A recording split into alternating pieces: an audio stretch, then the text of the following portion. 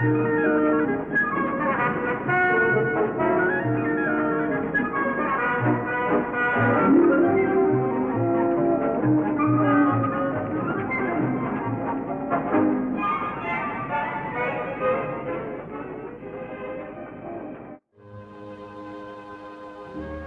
facile à ses débuts, le chemin de fer fut tour à tour critiqué, plaisanté et pour le moins glorifié par une foule d'écrivains et d'humoristes. Monsieur Thiers, président du Conseil en 1836, n'avait-il pas dit « Un chemin de fer de Paris à Saint-Germain ». C'est un jouet qui amusera les Parisiens, c'est tout. Il n'était pas méchant, mais d'autres personnages insinuèrent que cet engin était dangereux et malsain.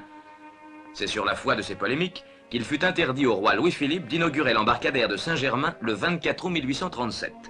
Le roi ne devant pas risquer sa vie en cette circonstance.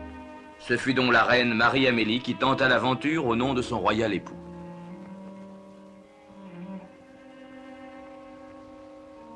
Mais les Parisiens, piqués de curiosité et dédaignant les avertissements des pessimistes augures, firent honneur à cette nouvelle et folle invention.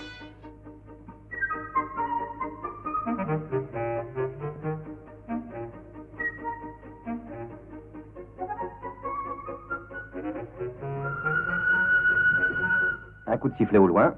Attention, voilà le train.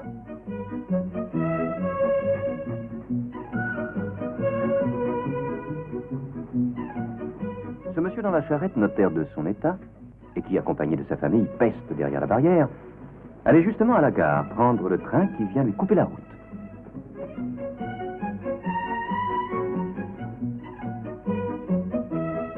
Ah, quel fâcheux contretemps. Mais comment voulez-vous rattraper ce chemin de fer du diable qui marche au moins à 45 km à l'heure?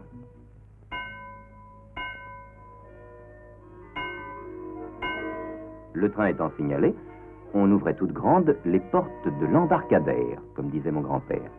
Et les voyageurs se dispersaient paisiblement dans de charmants petits jardins fleuris et verdoyants, soigneusement entretenus par le maître de séance lui-même, et chacun occupait cette attente selon son goût.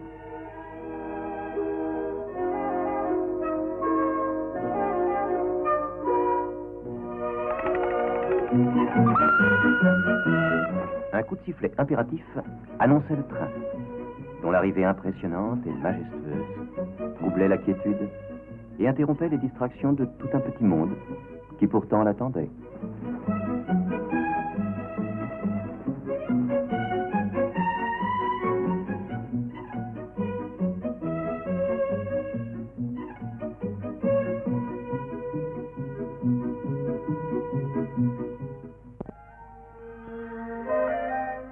Sur le quai, voyageurs et voyageuses allaient et venaient dans de légers froufrous de soie comme en promenade.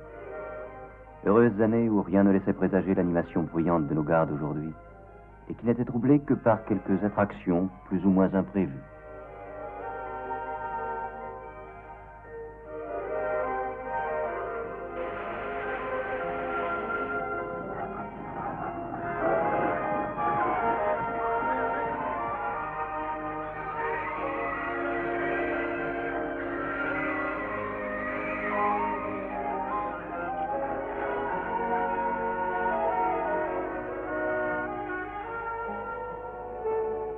Allez, cocotte.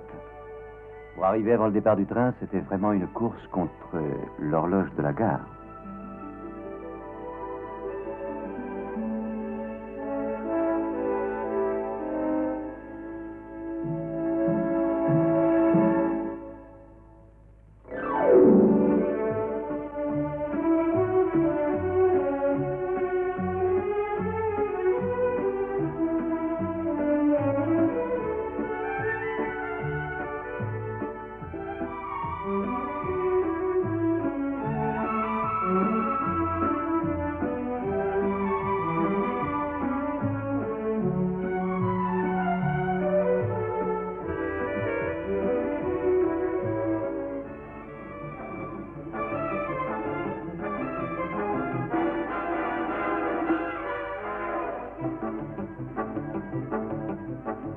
Toujours au pas du brave cheval qui n'en pouvait, mais on arrivait enfin. Et Dieu soit loué, le train était encore là.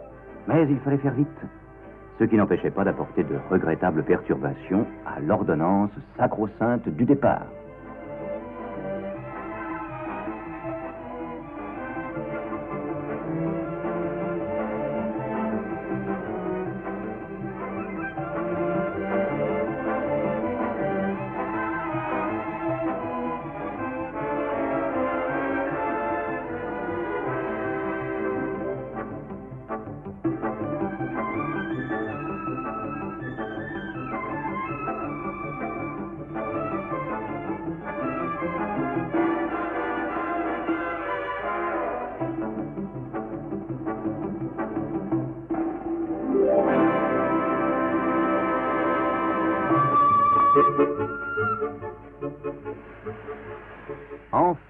repartait.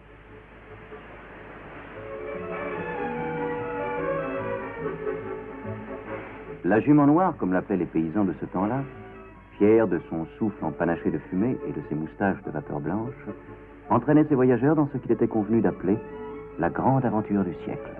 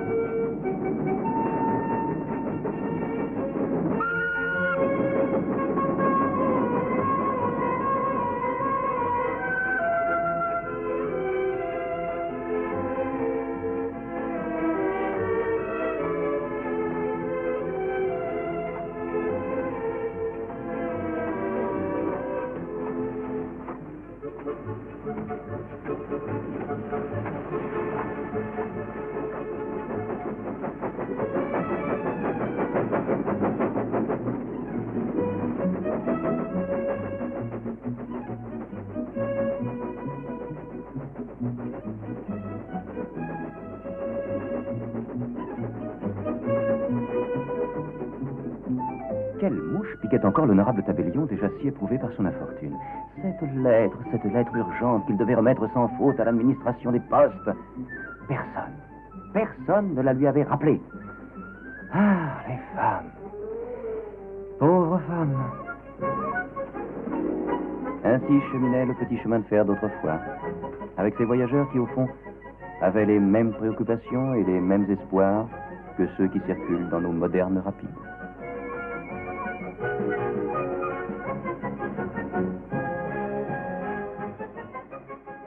Voilà ce que furent les débuts du premier chemin de fer parisien et de la gare Paris-Saint-Lazare. Devant le succès de l'entreprise, elle dut être rapidement transformée et le pittoresque cédait aux exigences de plus en plus impérieuses d'un trafic sans cesse grandissant et qui atteint aujourd'hui une intensité supérieure à celle de toutes les autres gares parisiennes réunies dont elle est la doyenne. C'est aussi la plus centrale car elle est au point d'ouverture d'un éventail qui rayonne et s'épanouit sur les quartiers qu'elle dessert immédiatement et qui sont les plus affairés, les plus commerçants et les plus animés de la capitale.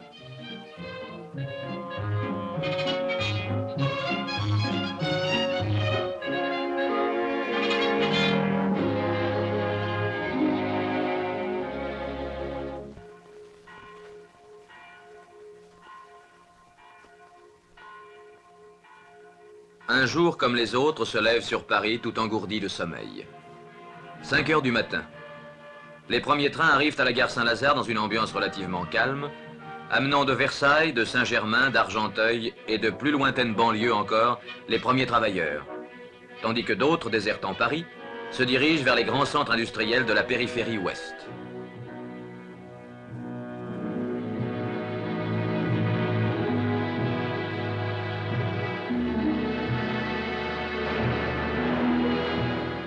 « 7 heures. Déjà 15 000 voyageurs ont été transportés. Une agitation fiévreuse s'empare de la gare. La cadence du mouvement augmente avec l'inexorable progression. Telles de longues chenilles, les rames se faufilent dans les voies et s'insinuent entre les quais qui ressemblent à autant de fleuves humains déversant leurs courants multicolores qui vont aller se perdre et se fondre dans l'océan parisien.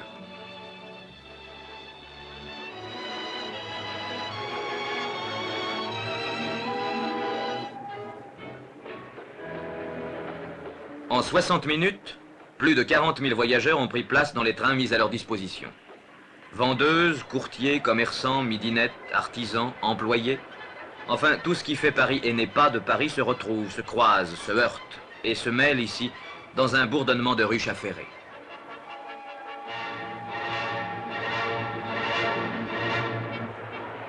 La poussée de fièvre monte encore. C'est entre 8 et 9 heures que le trafic matinal atteint son paroxysme avec environ 50 000 voyageurs. En 4 heures, plus de 100 000 personnes auront été transportées. Mais on est loin du record quotidien horaire de Saint-Lazare. Le soir, c'est autre chose. Mais n'anticipons pas.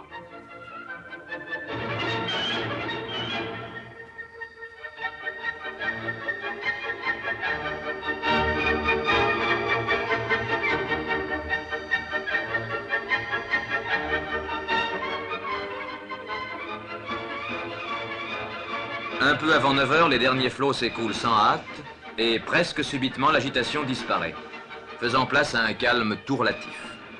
Si le va-et-vient des rames s'est beaucoup apaisé, il n'en restera pas moins régulier et assez fréquent, car c'est surtout le nombre des voitures qui a diminué, permettant ainsi aux usagers peu soucieux de l'heure de trouver souvent un train à leur disposition et d'arriver presque au centre de la capitale dispos et détendu, comme cet important personnage raisonnable et surtout indifférent aux problèmes de la circulation et à celui du stationnement pour sa voiture. Saisissant contraste, ces petites rues de la banlieue bordées de coquets pavillons aux jardinets fleuris.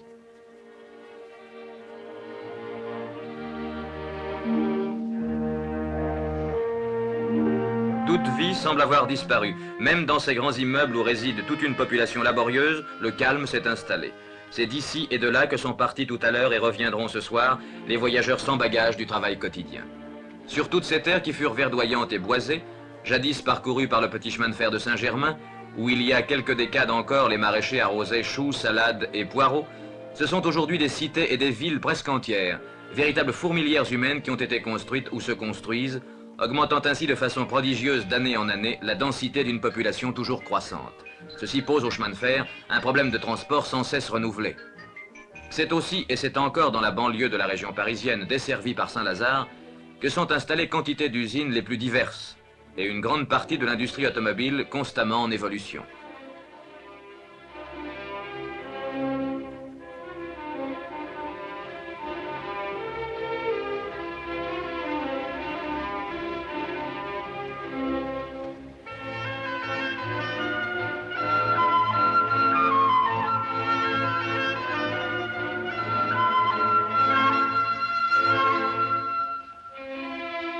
À quelques kilomètres de la Grande Gare, chaque jour voit, dans ce triage spécialisé, partir vers de lointains destins plusieurs centaines de voitures sorties des ateliers des plus grandes marques françaises.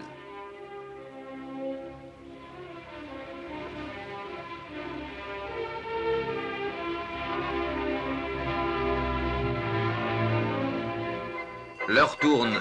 135 000 voyageurs ont été absorbés. C'est maintenant Paris-Saint-Lazare, la grande gare orientée vers la Normandie. Cherbourg, Rouen, Dieppe, Le Havre, autant de portes largement ouvertes sur les Amériques et l'Angleterre. C'est un foyer de rayonnement sur une des plus grandes parties du monde. Les voyageurs étrangers, souvent hôtes de Paris, ne font-ils pas aussi partie des grands banlieusards de la capitale du monde? Comment faire autrement que de l'affirmer avec la sécheresse peu poétique des chiffres? Annuellement, les relations franco-britanniques représentent 336 000 voyageurs et les transatlantiques 174 000.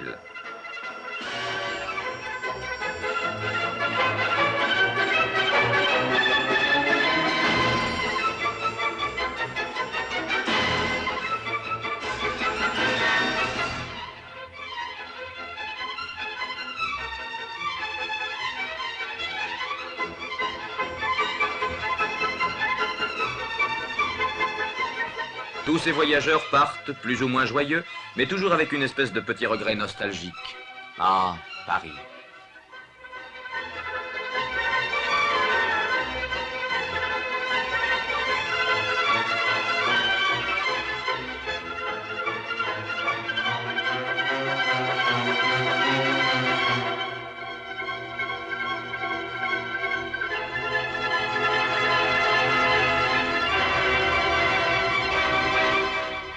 « 14h30. Les quais et la plateforme sont presque déserts. Le cœur de Saint-Lazare bat au ralenti.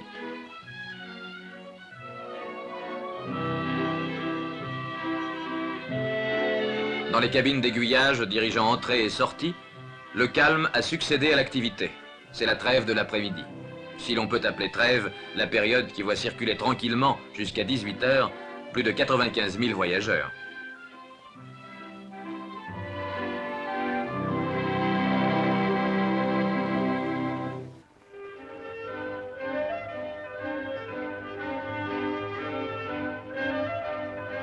Saint-Lazare banlieue, on le voit, n'est pas seulement la gare des travailleurs. Le dimanche même ne lui laisse aucun répit. C'est le jour des fanatiques du ballon rond qu'il faut transporter rapidement au stade de Colombes. Pour certains grands matchs, 24 000 billets sont distribués en 2 heures de temps.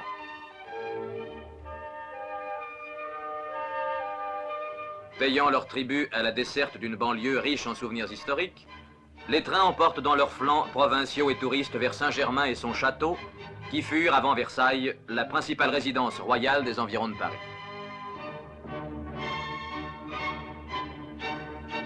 Point n'est besoin d'aller loin pour trouver de jolis paysages calmes et reposants, pleins de couleurs douces, comme ceux de l'Île-de-France au milieu desquels se trouve Versailles, la ville royale avec son château, ses jardins, ses parcs, son histoire et son prestige.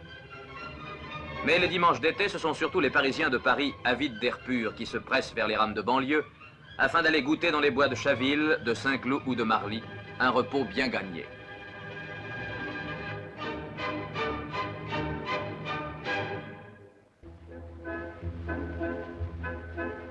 La gare Saint-Lazare possède dans son sein un véritable petit village.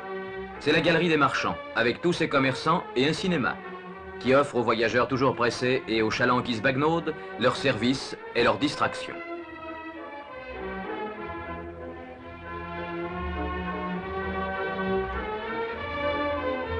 Le cadeau qu'on achète ici, parfois pour une fête, c'est aussi l'objet que l'on perd et qu'on ira plein d'espoir rechercher parmi la multitude des objets trouvés.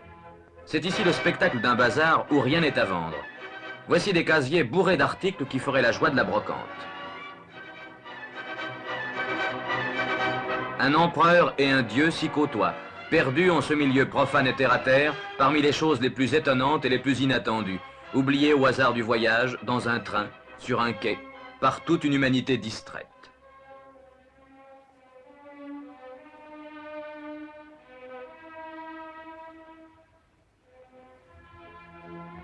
Encore un objet trouvé?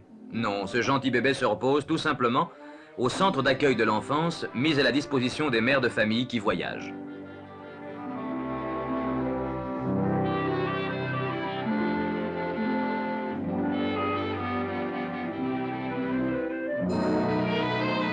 Des mains expertes préparent le biberon comme chez soi, selon la formule rituelle des meilleurs traiteurs. D'autre part, la maman trouvera ici tout ce qu'il faut pour remédier à tout incident technique humide ou salissant, indépendant de la volonté de son charmant bambin.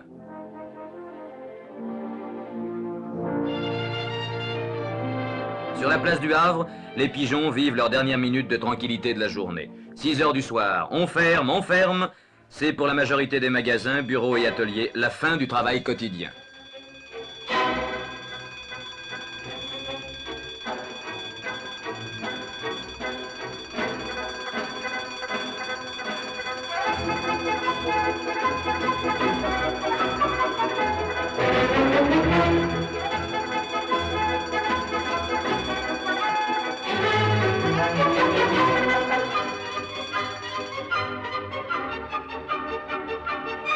C'est l'heure de la grande marée humaine qui monte et déferle comme un mascaret à l'assaut du fleuve.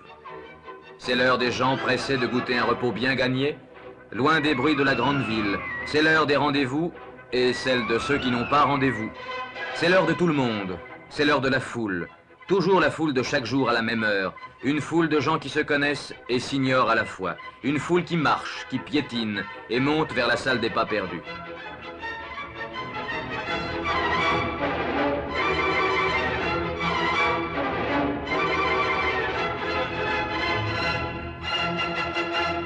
La fièvre s'empare à nouveau de la grande gare, qui va pendant 1 heure vivre intensément sous le contrôle de ses cabines d'aiguillage.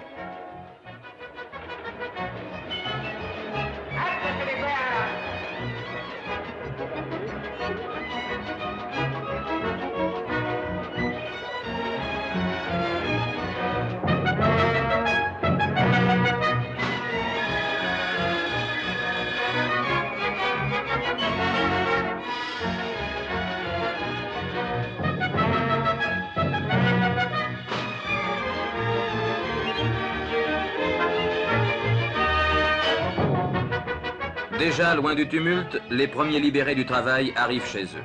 Et dans quelques instants, ils ressembleront tous à celui-ci, détendus et confortablement installés sous les frais ombrages de son jardin, à moins évidemment qu'ils n'habitent en appartement.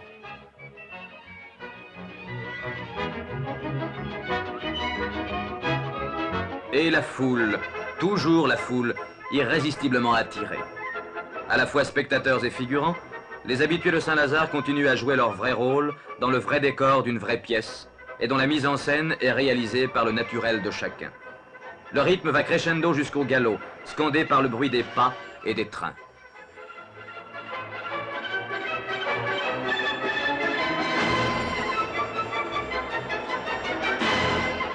Dans les coulisses de cette grande scène parisienne, les machinistes, aiguilleurs rapides et sûrs, commandent les changements de décor. Versailles, Saint-Germain, Argenteuil et autres toiles de fond.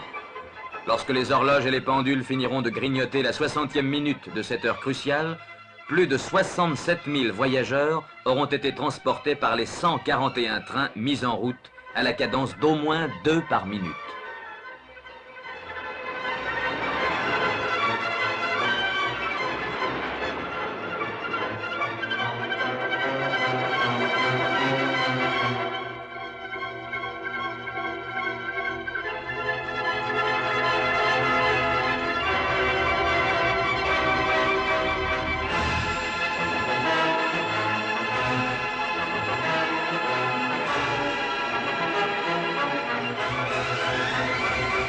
Bientôt 19h, cours du Havre. De plus en plus pressés, les voyageurs de la dernière heure s'agitent et se précipitent vers ce home qui leur promet chaque soir le retour reposant, loin des tempêtes de la ville.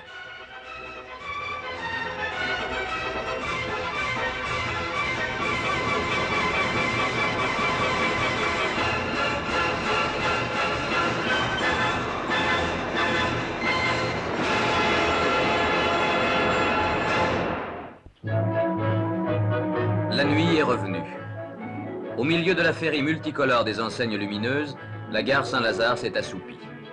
Mais elle ne dort que d'un œil, et jusqu'à 2 heures du matin, quelques 22 000 noctambules vont lui demander aide et circulation. Ces lumières animées et polychromes sont comme un avant-propos du spectacle de Paris la nuit, offert aux voyageurs étrangers qui arrivent. Elles éclatent comme un feu d'artifice qui serait tiré chaque nuit à la gloire du petit chemin de fer, devenu grand. 378 000 voyageurs transportés en 24 heures, soit largement les populations de 2 villes comme Bordeaux et Dijon réunies, ou bien plus de 3 fois celle d'un port comme Rouen. Voilà ce que chaque jour de la semaine exige de la gare Saint-Lazare, une des plus grandes vedettes de la vie parisienne. Ici se termine l'histoire du petit embarcadère du pont de l'Europe, devenu la grande gare Saint-Lazare. Ah, monsieur Thiers, si vous pouviez voir ça. Presque 380 000 voyageurs par 24 heures.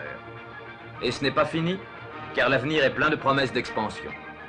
Aussi, devant cet exemple, peut-on avoir un bon espoir dans les victoires futures du travail humain.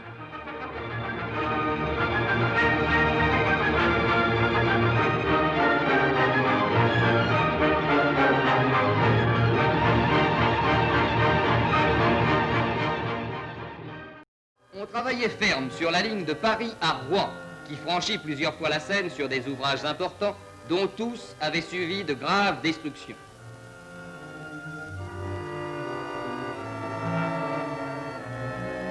Dès septembre 1944, on franchissait en provisoire le pont de Maisons-Laffitte, dont les voûtes avaient été gravement avariées par des bombardements, puis, quelques mois plus tard, celui de Bezons. À Argenteuil, on utilise pour la première fois sur une grande échelle les palets métalliques venus d'Angleterre.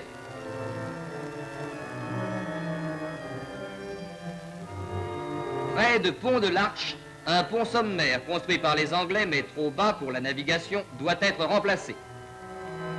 À Tourville, parmi les débris de l'ancien tablier métallique complètement détruit, on lance des travées en poutrelle sur des appuis en bois. Sur l'autre bras de la Seine, à Oissel, le grand tablier métallique tubulaire est resté en partie sur ses appuis. Une première voie provisoire est établie à travers les membrures percées, les barres des treillis déchiquetées qu'on va réparer peu à peu. Le grand viaduc d'Auplay, près de Rouen, paraissait difficilement réparable. L'une des travées de 180 mètres avait été précipitée dans le fleuve par l'effondrement de la pile centrale et s'était rompue en 2 tronçons, dont l'un pesait plus de 1200 tonnes.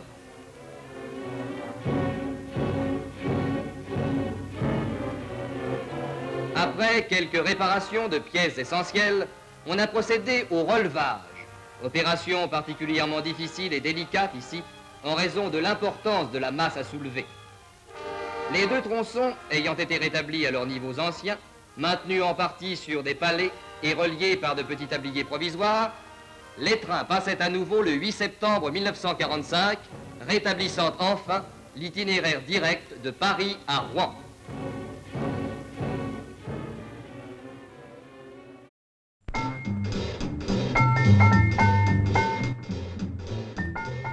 Le port du Havre, pour le voyageur comme pour le touriste venant d'outre-Atlantique, c'est le premier contact avec la France et aussi souvent avec l'Europe.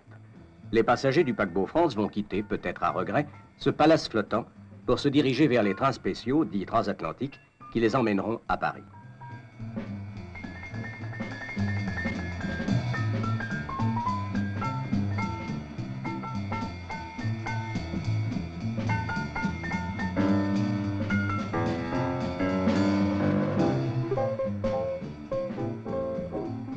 Chaque voyageur dispose d'une place réservée dans un compartiment de première classe et, si cela est nécessaire, des porteurs se chargent des bagages à main.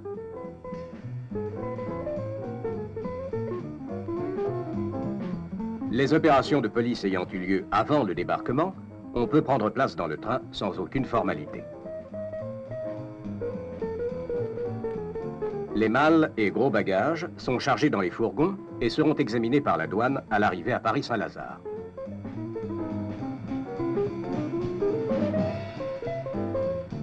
Quant aux bagages à main, en cours de route, ils feront éventuellement l'objet de la part d'un douanier d'un contrôle courtois. Le train est parti et chacun va maintenant effectuer son premier voyage ferroviaire sur le vieux continent.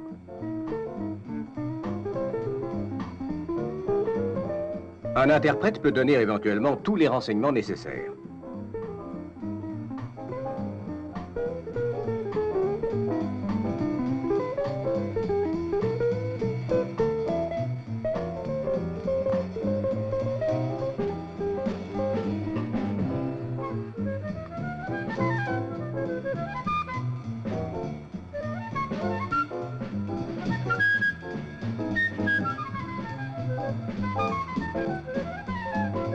Rien à déclarer à la douane? Non. Merci.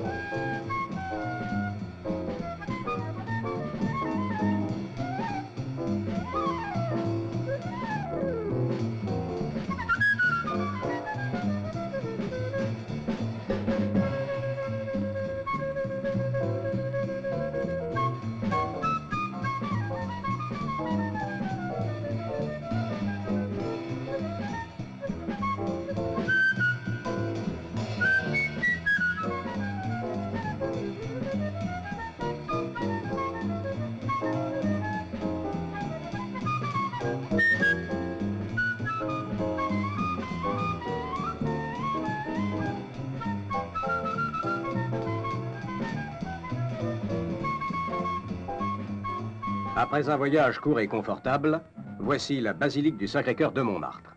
C'est Paris. La Tour Eiffel, que les touristes pourront bientôt visiter, et puis bien d'autres choses encore, qui ne manqueront pas de leur laisser un inoubliable souvenir.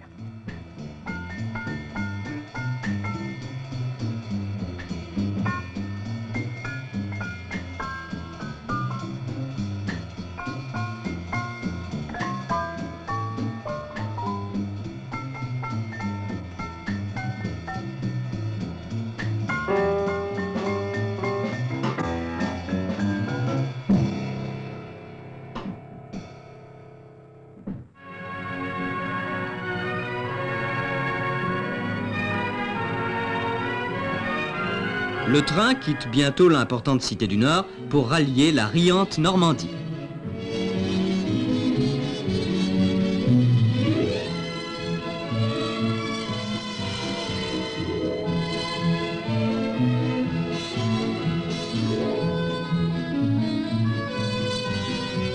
Les lignes modernes tracées dans le ciel par les caténaires et les grands immeubles servent de décor au repas que M. Khrouchtchev et sa suite prennent dans le wagon-restaurant, tandis que les journalistes déjeunent à leur place dans les voitures les plus modernes de la SNCF.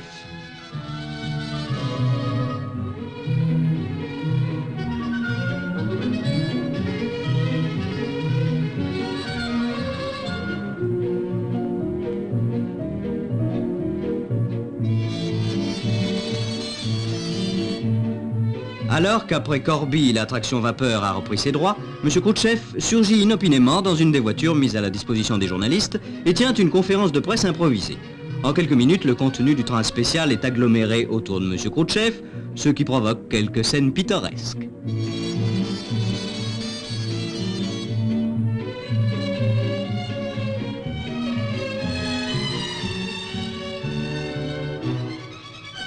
Quelque temps encore, et Serqueux franchi, ce sera bientôt l'arrivée dans la capitale de la Haute-Normandie, Rouen.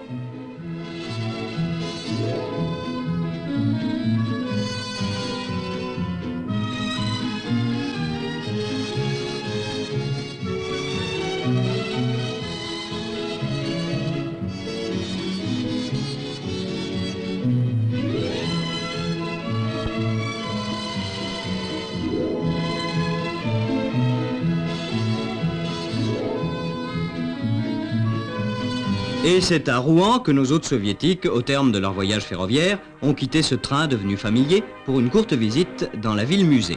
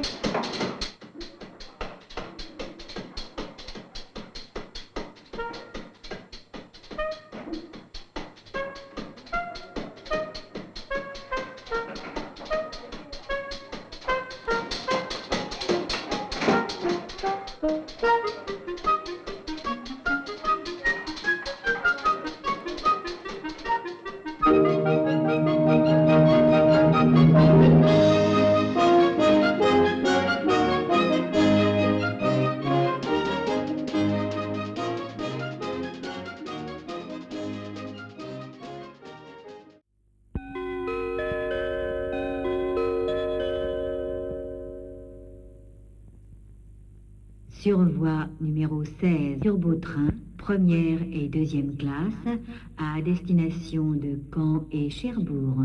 Ce train comporte un service de restauration. Sur voie numéro 16, en voiture s'il vous plaît. Attention au départ. Nous vous souhaitons un bon voyage.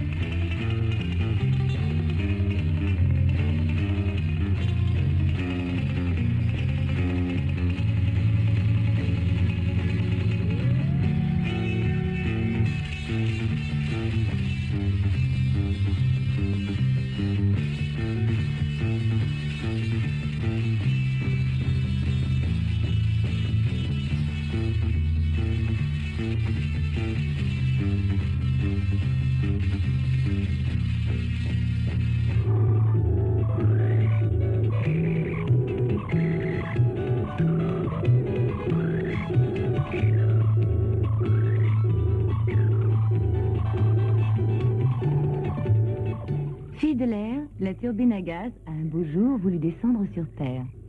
Elle reste cependant très marquée par son hérédité.